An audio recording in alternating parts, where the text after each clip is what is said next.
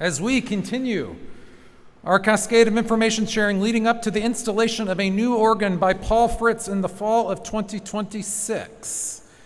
Today we're going to talk about something kind of heavy, and that is the pews.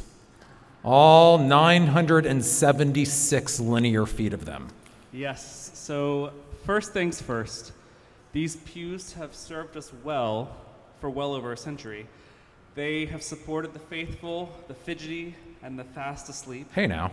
And there's no doubt in my mind that these pews know a thing or two because they've seen a thing or two over the years.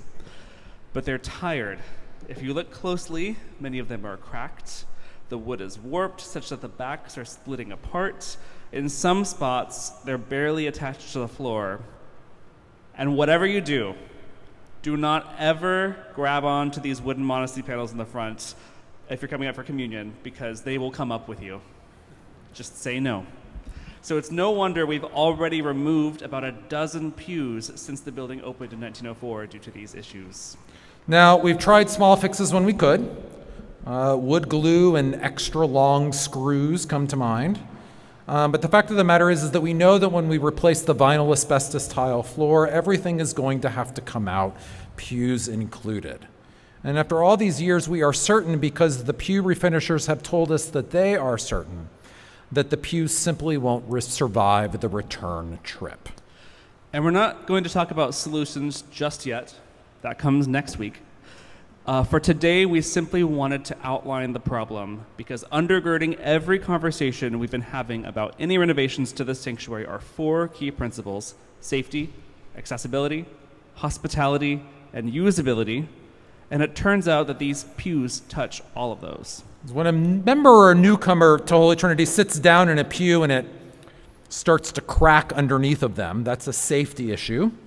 When the end cap of a pew comes off right into the hand of a person grabbing it for stability, that's a safety issue. When me or Austin or Christian or Robbie or anybody else has to move one of these 100-pound modesty panels to make room for the Bach Vespers musicians or some other musical event, putting ourselves at risk of injury, that's a safety issue. When a person using a rollator or a wheelchair comes to Holy Trinity and they don't have an obvious place to sit, that's an accessibility issue. And when y'all sit at the very ends of the rows, I know who you are, and someone can't get to the middle because they can't squeeze around you, that's a hospitality issue. And when a worship service, Bach Vespers, a wedding, or a special event requires more open floor space than we're able to provide, that's a usability issue. And indeed, we are increasingly being approached by community partners who love our space but can't use it because it's inflexible. And because inflexible space is unused space, that's an opportunity lost and an opportunity cost. I can say that just 2 days ago, we lost out on $4,000 from Netflix because the space was too inflexible for them to use. So when we put it all together, the removal of these old trusty pews for the sake of a new hardwood floor gives us the opportunity to do something special, to make the seating reflect our guiding principles of safety, accessibility, hospitality, and usability.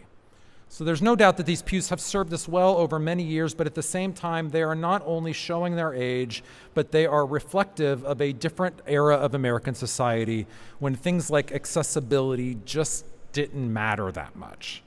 And so we have started to imagine what comes next, and that's what we'll talk about next week.